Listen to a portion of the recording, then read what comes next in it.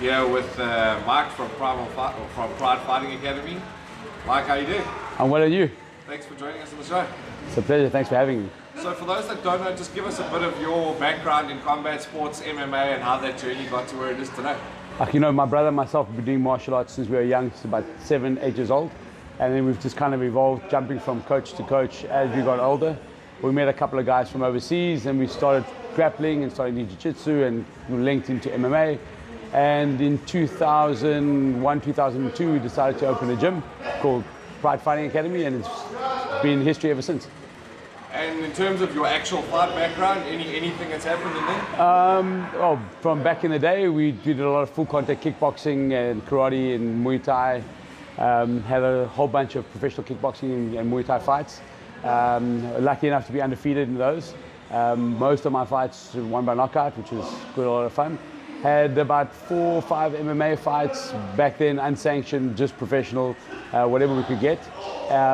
Also had a very good run in that, undefeated. And then, you know, we were just a little bit too early. There was nothing really big happening for us. And MMA just took a dive. And, you know, a couple of years back when EFC started, everything started to grow again. And then Cape Town, the actual Cape Town scene, give us how that's evolved. Obviously it was a very big kickboxing and Muay Thai scene, then MMA. Where is it today? You know, Cape Town's riddled with politics, you know, so if you train at this gym, you can't compete in that event. And so we kind of just stayed out of it and focused on MMA only. So we had our own MMA shows. We've put on about 18 of our MMA shows back in the day. We did Pride rules. Fought in a ring. First round was 10 minutes, 2 5-minute rounds. It was pretty exciting. What's your evolution as a coach, where that started, how you got into the coaching space? You know, one of the martial arts philosophy is teaching and passing on knowledge. So we kind of were taught from our early karate and kickboxing coaches and our grappling coaches to pass on knowledge. So without realizing it, we started becoming teachers and assisting where we could. And then we decided one day just to do our own thing and open our own gym and focus on teaching full time. And you've also moved now from MMA into the boxing space quite a bit as well. Tell us a bit about that.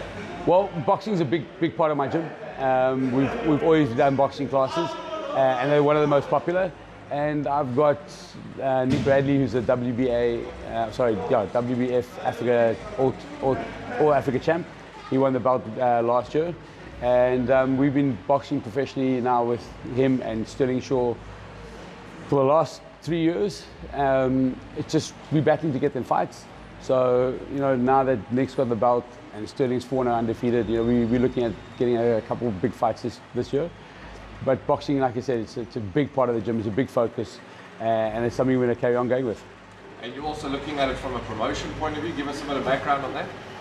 Well, we run a promotion called African Pride Fighting Championships, APFC. We've done pro MMA, we've done pro boxing, we've done some amateur charity fights. So we basically link our promotion with a charity called the Pebbles Project. So we don't try and make money out of the events. What we try to do is try to raise money for the kids of the Pebbles Project, and that's it. So we try to do two events a year, and so far in the 4 or 5 events that we've had, we've raised close to R500,000 rand. And give us a bit of background on the charity that you do it for. It's called the Pebbles Project. They're a children's-based charity out in Stellenbosch. They focus on all the farm workers' children, basically just uplifting them with education, good place to stay, safe living environment, clothes, food, you know, stuff like that. And we've been a partner with them for the last 3 events, and we've done significantly well. Our last event that we had raised just about 75,000 rand. I actually fought in that event, which is pretty cool. And yeah, we had one planned for last year, our first pro boxing event, but BSA, as they usually do, pulled the event last minute. So we ended up losing a whole bunch of money, and we weren't able to raise money for them either. But this year, March, is when we're looking at our next one.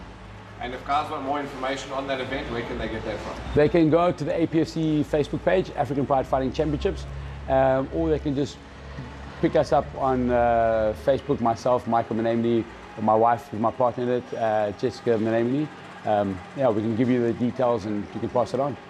And then the gym itself, if guys want to come through to the gym and have a bit of a session, where can they find you? We're in Gardens, in just close to Garden Centre, in a little street called Rudeg Street. We on the ground floor, guys can pull in any time. We've got an open door policy. We welcome everyone from any gym. So if you train somewhere else and you're here for holiday, you're welcome to pull in. It'd be nice to catch up with everyone.